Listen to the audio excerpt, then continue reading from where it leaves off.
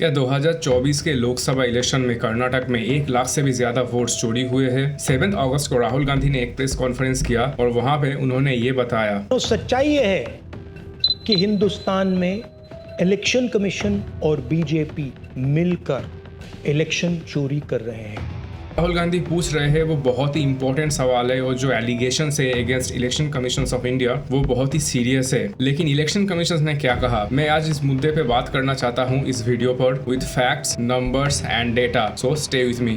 आज के वीडियो में हम इन 5 पॉइंट्स के बारे में बात करना चाहते हैं जो राहुल गांधी ने अपने प्रेस कॉन्फ्रेंस में उठाया। नंबर 1, राहुल गांधी ने क्या क्लेम किया है।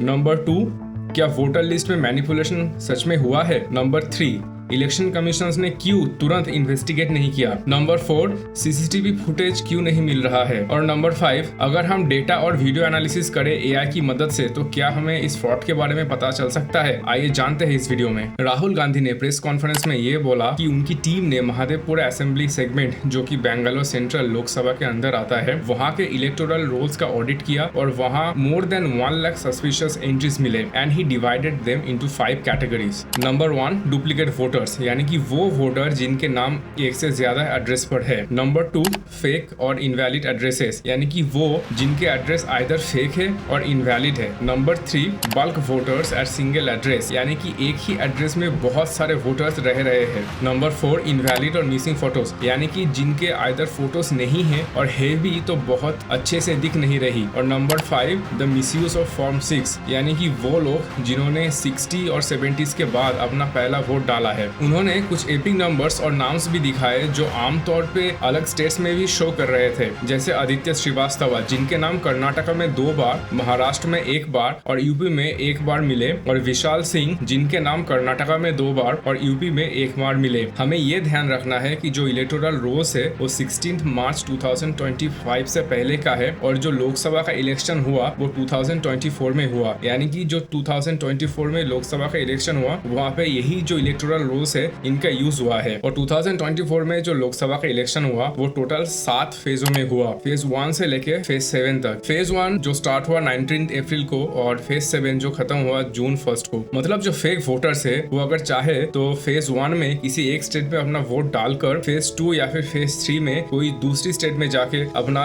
और एक वोट डाल सकते हैं। तो राहुल गांधी के एलिगेशन यही है, with this structure this voters have manipulated the voting system and they have casted more than 1 vote. क्या ये सच में हुआ है? चलिए और डीपर एनालिसिस करते हैं। लेकिन उससे भी पहले हमें ये देखना है कि जो एलिगेशंस लगे हैं इलेक्शन कमीशन के अगेंस्ट, तो वहाँ इलेक्शन कमीशन ने क्या कहा। ईसीआई ने एलिगेशंस को मिसलीडिंग और एब्सर्ड बोला।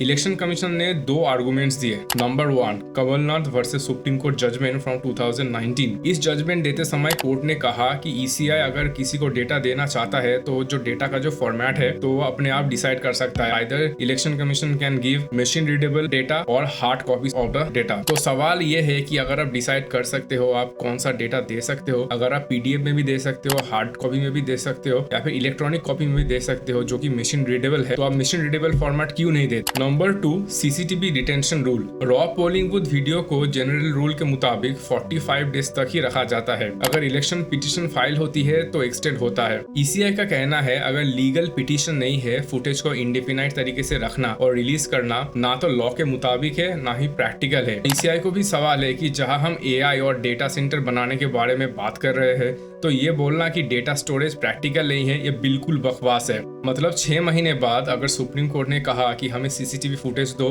तो आप क्या करोगे। बहुत सारे इंडिपेंडेंट फैक्ट चेकर्स जैसे कि ऑल्ट न्यूज के मोहम्मद जुबैर ने फैक्ट चेक और कंफर्म किया कि इलेक्टोरल रोल्स में फेक वोटर्स है। न्यूज लॉन्ड्री और इंडिया टुडे के रिपोर्टर्स ने तो उस एड्रेस पे पहुंचा जहां एक ही एड्रेस में 80 वोटर्स रजिस्टर्ड है और पाया कि वहां दीपंकर नाम का एक आदमी रेंट पे रहता है जो वेस्ट बंगाल से है और वो इसके बारे में कुछ नहीं जानते। इसका मतलब एनोमली तो है लेकिन उसका कॉज क्या है, सिस्टमेटिक फ्रॉड है या फिर एडमिनिस्ट्रेटिव केयरलेसनेस है, लोकलाइज्ड रॉन्ग डूइंग है, अभी एस्टैब्लिश नहीं हुआ। चलिए अभी आते हैं एक बहुत ही इंपॉर्टेंट सवाल पर, क्या बीजेपी के साथ इसका कोई डायरेक्ट कनेक्शन है। अभी तक कोई इंडिपेंडेंट फैक्ट चेकिंग अथॉरिटी ने या फिर इंस्टीट्यूट ने ये चेक नहीं किया कि इसके साथ बीजेपी का कोई डायरेक्ट कनेक्शन है या फिर नहीं। लेकिन रिसर्च करते टाइम मुझे एक चीज पता चला। I was trying to open the ECI state websites to download the electoral roll in a PDF format and guess what, सारे के सारे स्टेट्स जहाँ पे बीजेपी का अभी रूल है वहाँ के इलेक्शन कमीशन का जो वेबसाइट्स है वो डाउन है, लेकिन वेस्ट बंगाल, तेलंगाना जैसे नॉन बीजेपी रूल स्टेट में वेबसाइट काम कर रहा है। अगर इलेक्शन कमीशन को लगता है कि वो ऑनेस्ट है, then why did you put down the websites? तो अभी आप लोग पूछेंगे कि अभी हम करे तो करे क्या और बोले तो बोले क्या? वाह मोदी जी, वाह वाह। नहीं, ये नहीं। यहाँ पर कांग्रेस, सुप्रीम कोर्ट और ईसीआई कुछ कर सकते हैं। नंबर 1 फॉर कांग्रेस को अभी इंडिया अलायंस को एक साथ लेकर आना पड़ेगा और जितनी भी स्टेट्स में उनकी अलायंस है वहाँ वोटर लिस्ट को इन डिटेल चेक करना पड़ेगा कि ऐसी कोई इंसिडेंस 2024 में हुआ है या नहीं। यहाँ सवाल कांग्रेस को भी है। कर्नाटक में तो आपकी ही सरकार है, तो आपने ये पहले क्यों इन्वेस्टिगेट नहीं किया? क्यों पहले आप लोगों ने कमेटी नहीं बनाई और इस मुद्दे पे बात की और इन्वेस्टिगेट किया? अगर आप पहले इस मुद्दे पे बात करते और इन्वेस्टिगेट करते और पूरा जो आपका वर्क फोर्स है, टोटल वर्क फोर्स को आप काम पे लगाते, तो यहाँ पे जो टाइम है वो 6 महीने से बहुत ही कम लगता। और अगर आप एक असेंबली में कर सकते हो तो आप बाकी के जितने भी असेंबली है वहाँ पे भी करो। कम से कम वहाँ पे भी 6 महीने लगेगा और एक असेंबली का जो रिपोर्ट है वो सामने आएगा और उससे पता तो चलेगा कि ये जो फ्रॉड है ये एक असेंबली में हुआ है, अब बाकी जितने भी और सारे असेंबलीज है वहाँ पे भी हुआ है। इलेक्शन कमीशन को पॉइंट टू पॉइंट जवाब देना पड़ेगा जो राहुल गांधी ने उन पर एलिगेशंस लगाया। अगर आपके पास इलेक्ट्रॉनिक वोटिंग लिस्ट है, पब्लिकली उसके अवेलेबल करो। जो पीडीएफ है वो तो हम भी खुद डाउनलोड कर सकते हैं और जितने भी वोटर्स है उनको हम देख सकते हैं, तो इसमें प्राइवेसी की क्या बात है? और जो सीसीटीवी फुटेज की मांग की जा रही है, then you should make a committee with Congress and analyse those footage. उसमें जो प्राइवेसी है, जो सीक्रेसी है, वो आप दोनों के बीच तो रहेगा और जो फुटेज है वो पब्लिकली नहीं आएगा। तो उसके बाद आप एक रिपोर्ट बनाना और उससे तो पता चल जाएगा, दूध का दूध पानी का पानी हो जाएगा। लेकिन क्या इलेक्शन कमीशन ऐसा करेगा? मुझे तो नहीं लगता। इस मामले में सुप्रीम कोर्ट भी हमारी मदद कर सकती है। Supreme court can take a suo moto action and make a committee to investigate the matter. अब पता कैसे चलेगा कि इलेक्शन फ्रॉड हुआ है या नहीं? ये जो डेटा है इसको मैनुअली एनालाइज करना बहुत ही टाइम कंज्यूमिंग है। इसके लिए हम एआई की मदद ले सकते हैं और प्रोग्रामिंग की मदद ले सकते हैं। 5 स्टेप्स है, उसके बारे में बात करना चाहता हूँ कि